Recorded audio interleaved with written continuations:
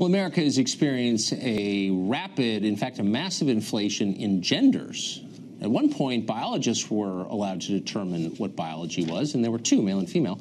Now, there's agender, bigender, two-spirit, hydra. We could go on forever, literally forever, because the current orthodoxy is that there are infinite genders, but not everyone agrees. Some people believe in science at their peril, it turns out. Lake Ingle is one of them. He's a student at Indiana University of Pennsylvania. In a religion class, a class about Christianity, he stated his belief that there are two genders because, again, that's biology. And for that, he was told he had to apologize in front of the class, stand silently while they critiqued him re-education camp stuff. Lake Engel joins us tonight. Lake, thanks for coming up. Thanks for having me, Tucker. So I don't know if I was mischaracterizing that. You had this professor called Allison Downey who was so threatened because you disagreed with her that she tried to get you to sign some form apologizing for your unorthodox, non-allowed thoughts, and then what happened? Right, yeah, she asked that I would sign a document complying with her, asking me to apologize to the class as well as giving her a written apology. She asked that I would stand in front of the class in silence as I apologized, and then they would give any comments on my outbursts. Did she say what specifically she was so offended by? She didn't like the fact that I disagreed with the subject being pushed in class being more than one gender, male privilege, systemic sexism, and mansplaining.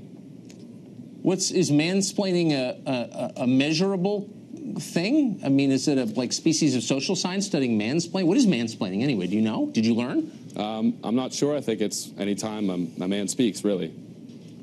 Huh. And so no, it isn't measurable. What did you, right, I mean, it's a species of dumbness, really. So, but what did you, it's propaganda, what did you say about gender that made her so mad, specifically? Well, I first referenced entities like The Economist who have debunked the myth of the 77 cents on the dollar wage gap. And I also stated that biologists don't agree that there are more than two genders. They don't believe that there are 72 genders or more across the board. Most of them disagree, and she really didn't appreciate that. So by citing the longstanding view of biologists, the hard scientists, Allison Downey, who supposedly, you say she's a professor, tried to get you to stand in front of the class and take abuse. Did you do that?